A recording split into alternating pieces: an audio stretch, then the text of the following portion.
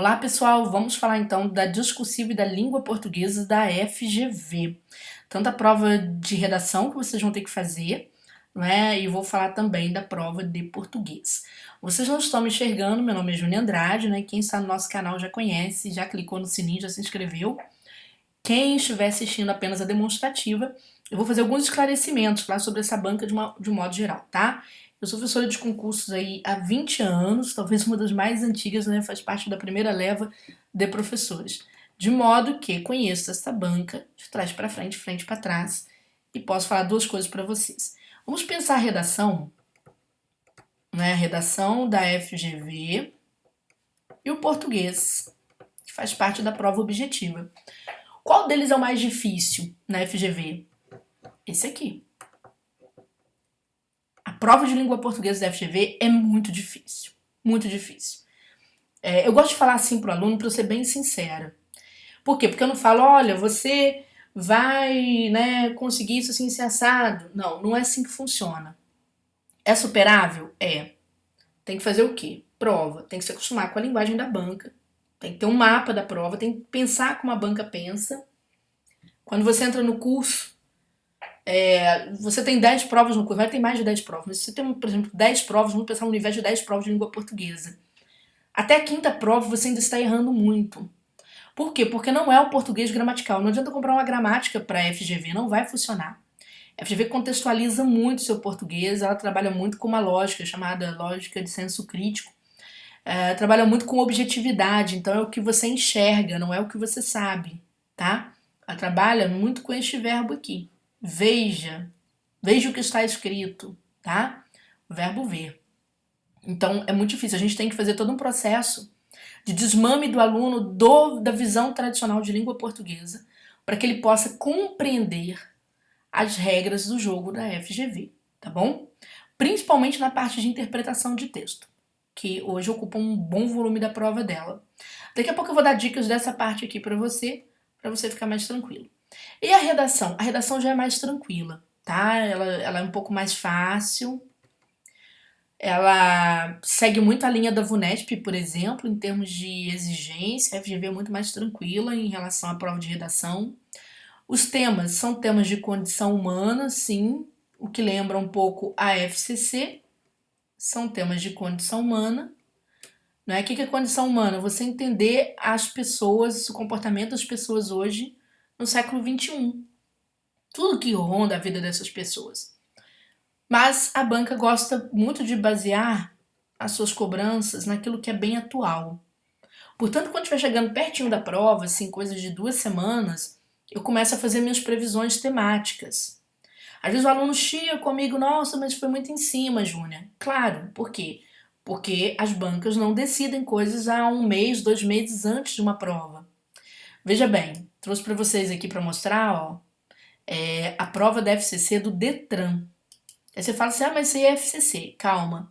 Isso aqui foi a primeira grande redação do ano, tá? Que foi a prova da Fundação Carlos Chagas, não é FGV, mas foi a prova do Detran. Vou até mostrar a capa da prova para vocês.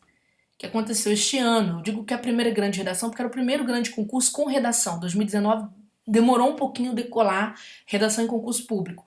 Houve muita discursiva em 2019, uma discursiva de conhecimento específico, né? E aqui nós temos o concurso do Detran, né? Detran, que foi feito pela Fundação Carlos Chagas, um concurso bastante concorrido e que trouxe como tema, né, o assunto educação para o trânsito, fortalecimento da cidadania.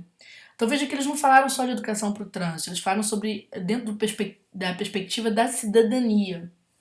Os textos que você vai ver aqui vão falar sobre essa perspectiva, né, questões de cidadania, meio ambiente, cultura e maneira geral.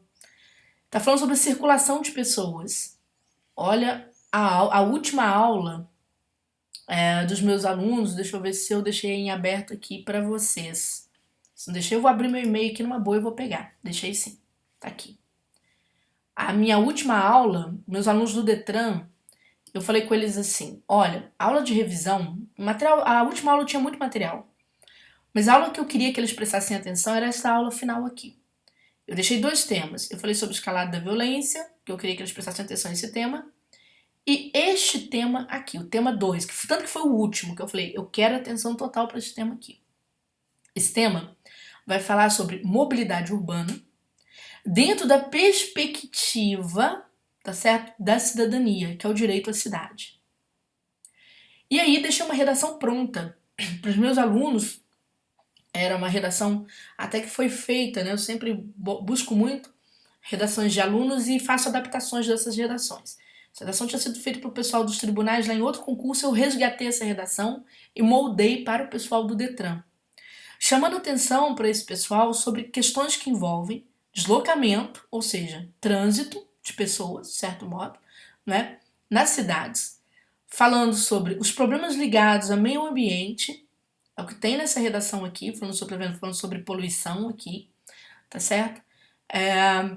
Vai falar sobre o direito de estar na cidade, certo? O direito à inclusão social, o pacto social pela mobilidade urbana, que vai incidir na educação para o trânsito de algum modo. Isso tudo ficou prontinho para o meu aluno. Resultado, os alunos mandam para o nosso áudio, no turma de redação, para o nosso WhatsApp, vários alunos falando, nossa, eu acho que fiz uma excelente redação, porque era exatamente o que eu precisava de último. Quando eu olhei para a prova, era o que eu tinha acabado de ler. Se eu lanço esta aula aqui um mês antes, cara, ela não tem efeito nenhum, o aluno esquece. Ela não tem efeito nenhum na vida do aluno.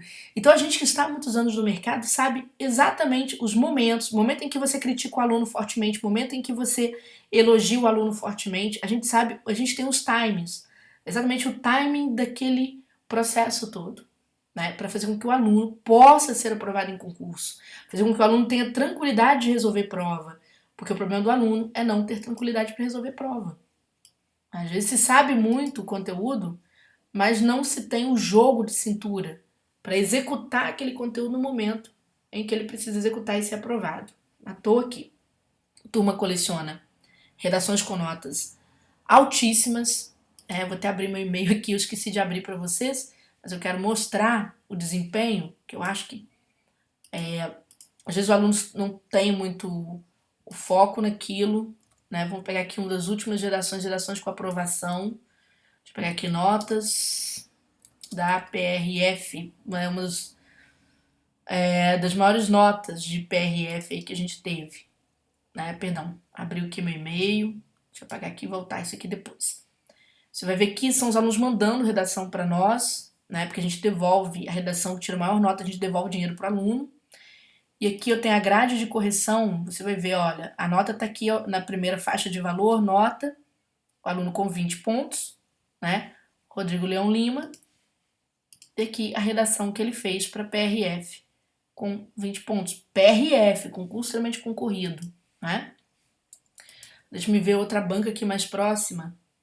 Acho que foi da CLDF, que teve redação antes dessa redação do Detran, tá? Maiores notas. Deixa eu ver se tem aqui. Pode puxar meu e-mail um pouquinho para cá para ficar mais fácil eu ler, né? Então, CLDF, notas. Vamos lá, se eu deixei aqui. Veja, eu tô abrindo meu e-mail para vocês. Exatamente. Não é PRF, ficou errado aqui que eu procurei. CLDF, notas. Envio de redação, nota 10, CLDF. São muitos alunos, tá? Eu só tô puxando aqui uma aqui, ó. Kelly Oliveira, né? Fez redação para CLDF. Vou aumentar aqui para vocês. Ó, redação para CLDF, gente, redação do CLDF é redação do Legislativo, né? Concurso que paga super bem, valendo 100 pontos, ela tirou 100 pontos, ó. Nenhuma perda, tá? É claro que nenhum curso faz milagre se o aluno não tiver foco. Né? O aluno, quando começa a perder o foco, não tem professor que faça milagre por ele, tá? Estou chamando a atenção de vocês para isso. Quem já é nosso aluno vai ter o seu curso prorrogado até o dia da prova, o nosso curso vale até o dia da prova. Você tem acesso aos vídeos a quantas vezes você quiser. Esse aqui é o nosso material da aula 1. Eu vou comentar um pouquinho sobre a FGV para vocês como bônus, vocês estão assistindo a aula aqui, até para atualizar o vídeo que eu já tinha deixado nas minhas redes sociais antes do edital. Gente, processo avaliativo da FGV, na parte de estrutura global, eles avaliam 2 grandes quesitos, né? Abordagem do tema e progressão textual. O que é isso? A abordagem do tema, gente, FGV, bastante objetividade, bastante precisão.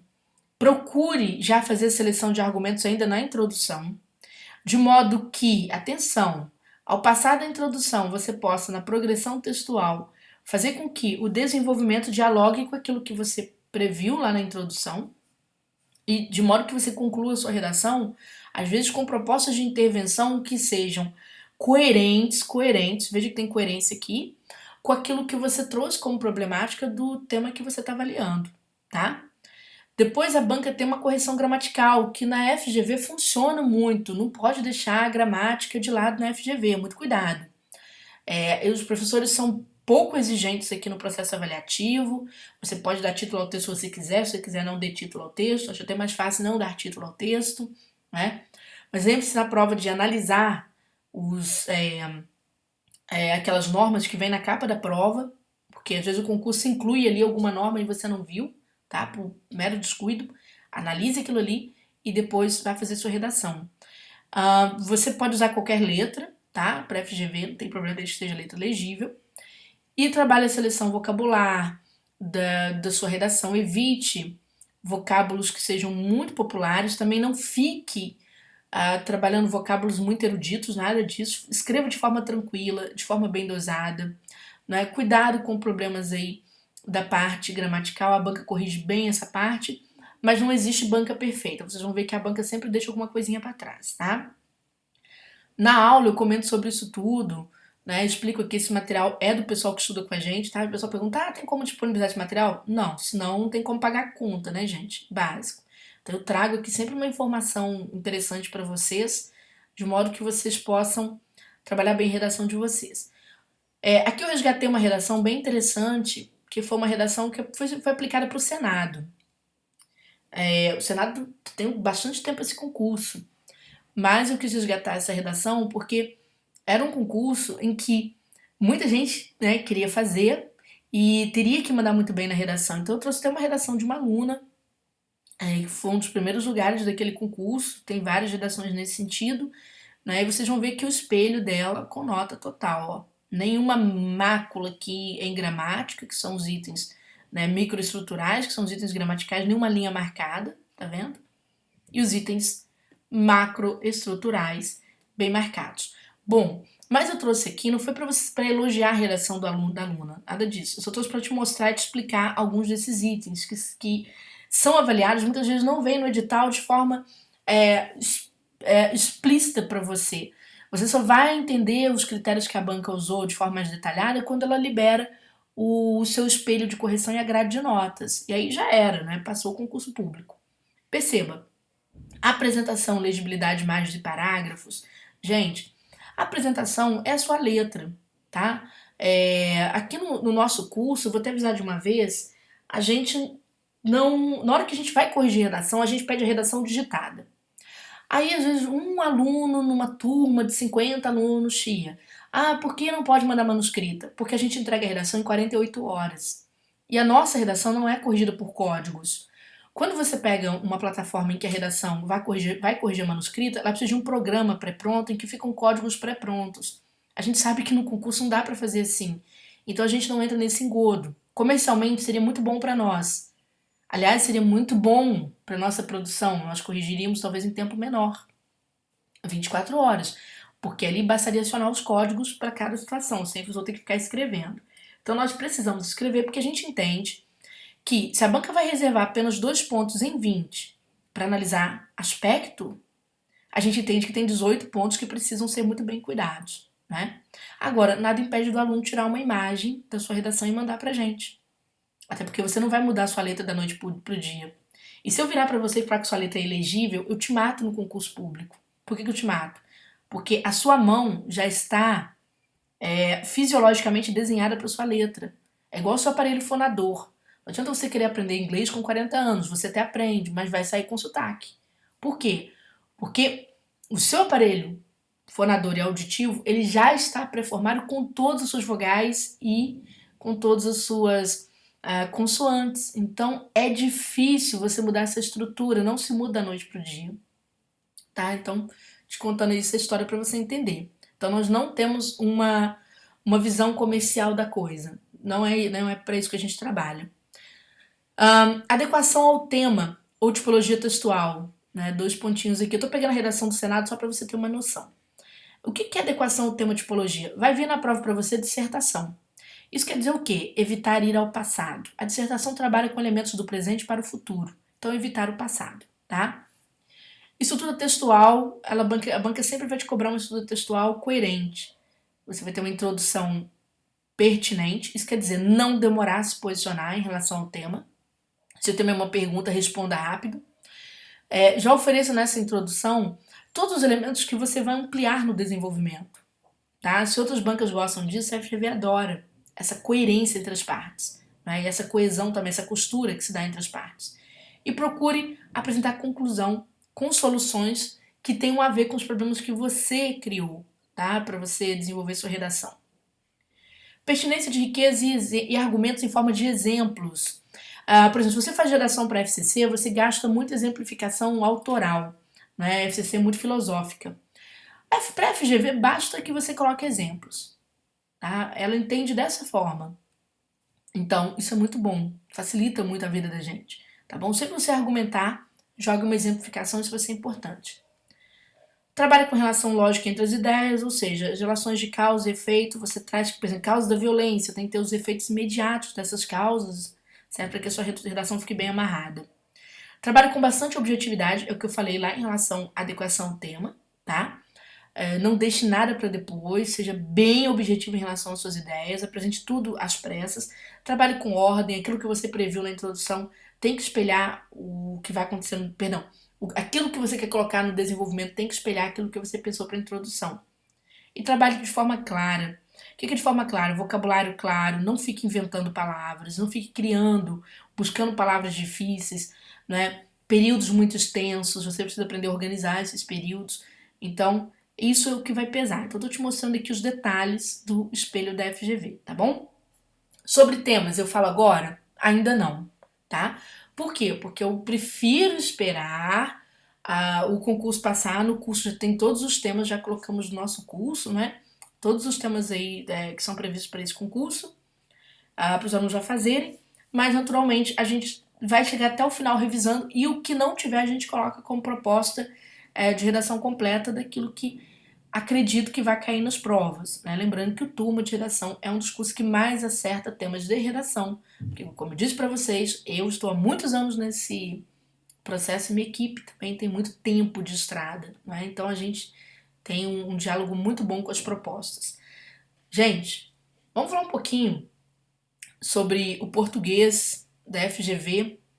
Esse material que você está vendo aqui é um material que tem no curso, tá? Então ele tá assim só para você fazer anotações mesmo, para você entender algumas questões aí envolvendo a FGV. Primeiro, isso aqui tá com o nome do SESP aqui, que era para poder ensinar tipologia, tá? Que é um pouco mais direto que a FGV. E para mostrar que uma banca trabalha de um jeito, quando a banca trabalha a teoria dentro da teoria, ela trabalha de um jeito, e que a FGV trabalha distorcendo essas teorias, tá vendo? Então a gente faz essas comparações para o aluno ter uma noção de onde ele está. Vou selecionar aqui, vou chegar aqui, exercício 4, exatamente falar sobre tipologias textuais. Isso vai cair na sua prova, tenho certeza. Né? Quando você fala em tipologia, peraí que eu vou abrir, gente, isso aqui é gravado do computador da área de correções do nosso curso. Então tudo é muito, como é que fala? Um pouco artesanal e é assim que deve ser. Vamos lá. Sobre estas tipologias, né? Você tem lá 3 tipos que serão cobrados: a narração, a descrição e a argumentação. Veja que a banca vai te cobrar isso aqui, tá? Então, só para te explicar. Você só vai matar a narração na FGV se você olhar para o verbo. Verbo no pretérito perfeito. Verbo no pretérito perfeito. Tome nota disso. É a única chance de você matar. Se você resolver ir para a teoria da narrativa, entender que a narração tem personagens, que a narração é feita com um determinado enredo, ocorre num determinado local e tempo, você vai perder a questão. É só o pretérito perfeito que te ajuda a fechar. Tá? Por quê? Porque a narração é um conjunto de fatos, tá certo? que se sucedem no tempo, né? São fatos que se sucedem no tempo. Por isso que é preciso haver pretérito perfeito, que é aquele passado bem acabado. No curso a gente explica melhor sobre isso. Aqui é um pouco mais rápido, mas é a única chance de você matar essa questão, tá?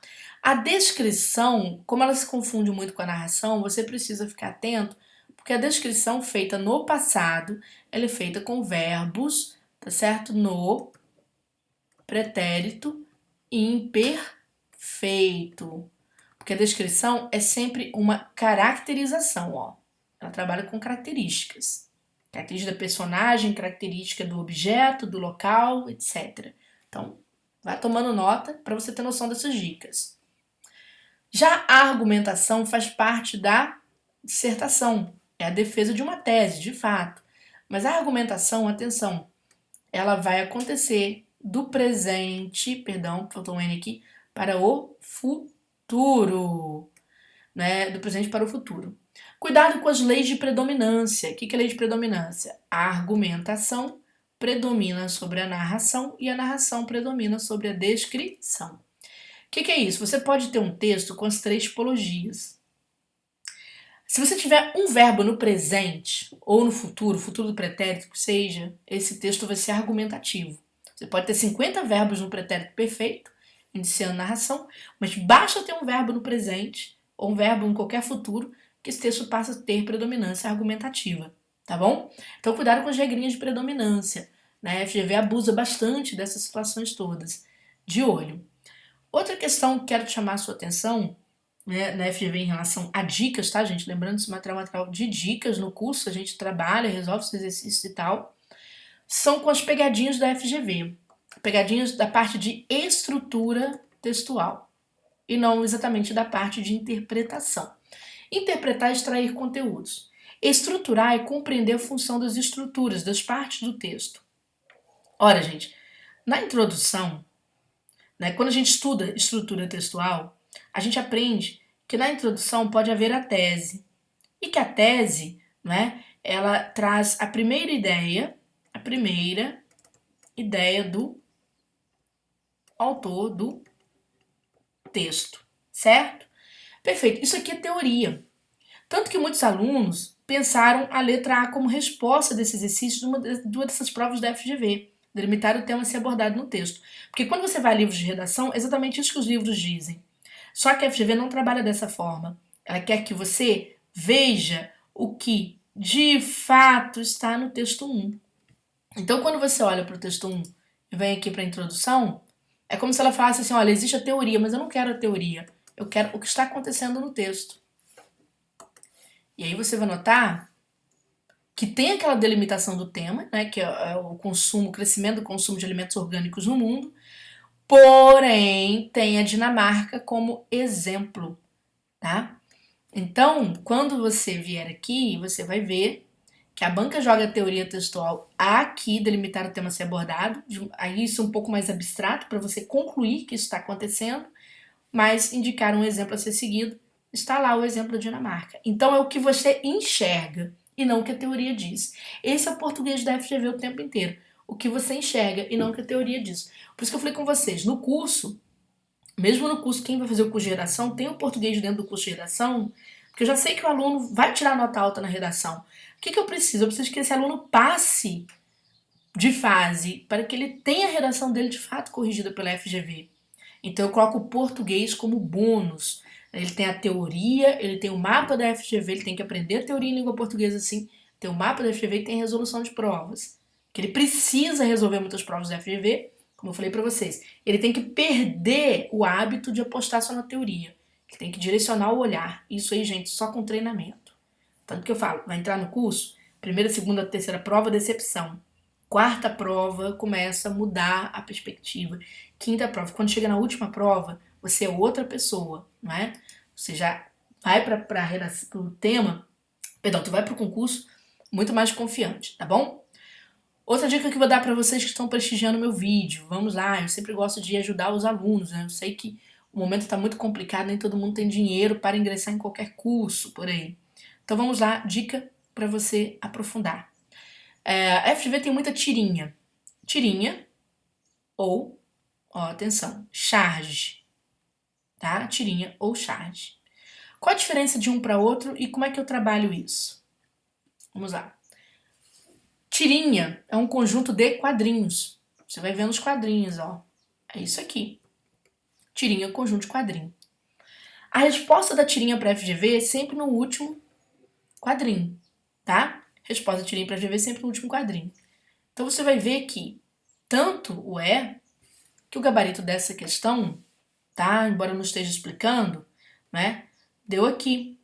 Ó, figurinhas serem temas sociais e não esportivos. Você vai ver que tem vários temas sociais que o pai deste garoto quer colocar no álbum de figurinhas dele. Então a resposta para a tirinha da FGV está sempre no último quadrinho, tá?